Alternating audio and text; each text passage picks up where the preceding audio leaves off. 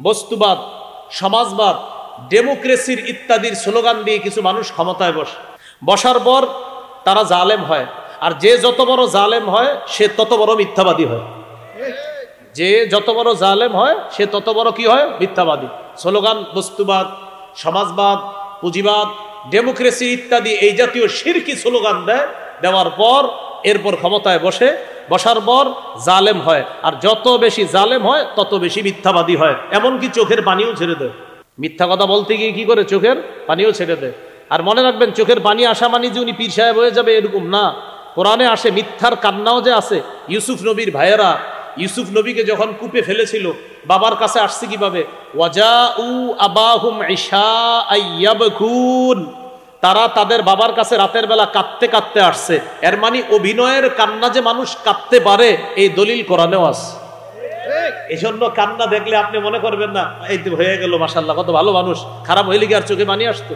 Democracy, বস্তুবাদ, সমাজবাদ ইত্যাদির slogan দিয়ে কিছু মানুষ ক্ষমতায় বসে জালেম হয়। আর যে যত বড় জালেম হয় সে তত বড় কি হয়? মিথ্যাবাদী হয়। এবং তাদের ভাবসাব এমন থাকে যে আমারে মনে হয় সরানোর মতো কেউ নাই, আমারে ফালানোর মতো কেউ নাই। এই কথা, এই ধারণা, এটা চূড়ান্ত মিথ্যা কথা। আর এই ধারণা করা মানে নিজের প্রতি জুলুম করা, নিজের আখেরাত বরবাদ করা, আর দুনিয়াতেও যন্ত্রণাদায়ক শাস্তি ভোগ করা, যেই শাস্তির কথা কাউকে বলতেও পারে না, সইতেও পারে না, খালি ফোনে ফোনে মাঝে মাঝে মানুষের সাথে বলবে, এরকম হবে। সহিহ বুখারীর বর্ণনা 4686 নম্বর হাদিস।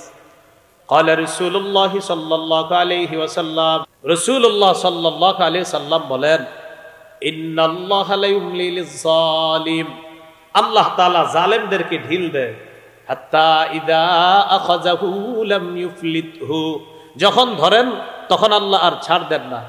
নবীজি কোরআনের একটা আয়াত তেলাওয়াত করলেন, ওয়া কাযালিকা আখযু রাব্বিকা ইযা আখাযাল কুরা ওয়া হিয়া যালিমা, আপনার রবের পাকড়াও এমনই, যখন তিনি কোনো জালেম সম্প্রদায়কে পাকড়াও করেন তখন আপনার রবের পাকড়াওটা খুব মজবুত হয়। ইন্না আখযাহু আলীমুন শাদীদ, আল্লাহর পাকড়াও আলীমুন পীড়াদায়ক, শাদীদুন কঠিন। দুইটা মিলে আমরা বলি আল্লাহর পাকড়াও কঠিন যন্ত্রণাদায়ক, কঠিন পীড়াদায়ক। যেই পীড়াদায়ক যন্ত্রণার কথা বলতেও পারবেন না, সইতেও পারবেন না, শুধুমাত্র মাঝে মাঝে ফোনে কার কার সাথে শেয়ার করতে পারবেন, এছাড়া কোনো উপায় থাকবে না। তো আল্লাহ যখন ধরবে তখন কিন্তু আল্লাহ তাআলা ছাড়বে না। এখান থেকে শিক্ষা, আগামীর দিনের জালেম পূর্বের জালেম থেকে শিক্ষা নিতে হবে যে আমিও যদি জুলুম করি তো আমার অবস্থাটা আগের জালেমের চেয়ে আরো ভয়ঙ্কর হবে। এটা আসলে ঠিক, মানে এটা রেডিমেড ঠিক না। মাহফিলে কিছু ঠিক আছে রেডিমেড, কিন্তু আসলে ঠিক। যে কোনো জালেমকে আল্লাহ যখন ধরবে এটা কঠিন ধরবে, কোনো ছাড়বে না।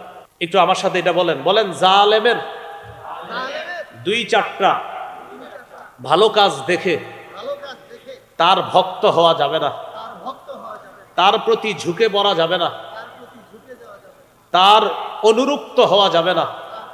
হ্যাঁ, জালেমের 2-4টা ভালো কাজ দেখবেন আর বলবেন মাশাআল্লাহ এ তো সব রং রং অবস্থা। আপনি খালি বলেন অমুক এরকম, দেখছেন কি পরিমাণ উন্নত হয়েছে, দেখলাম তো মাথা পিছু 1,07,000 টাকা ঋণ আছে। এই তো জালেমের 2-4টা ভালো কাজ দেখা তার প্রতি ঝুঁকে পড়া যাবে না।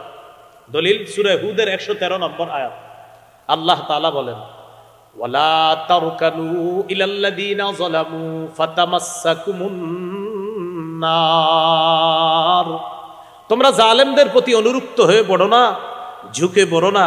মুফাসসিরিনে কেরাম লিখেছেন আয়াতের ব্যাখ্যায়, জালেমের 2-4টা ভালো কাজ দেখা তার প্রশংসায় তাকে ভাসানো যাবে না, তার প্রতি ঝুঁকা যাবে না, তার অনুরক্ত হওয়া যাবে না, তাকে প্রশংসা করতে করতে রাবেয়া বসরি বানায়া দেওয়া যাবে না।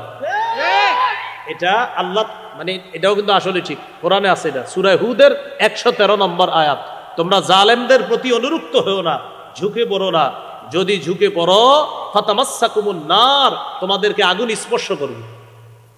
বলেন তো, জালেমের 2-4টা ভালো কাজ দেখে তার প্রতি অনুরক্ত হওয়া এর মানে আগুনকে গ্রহণ করে নেওয়া। আল্লাহ হেফাজত করেন।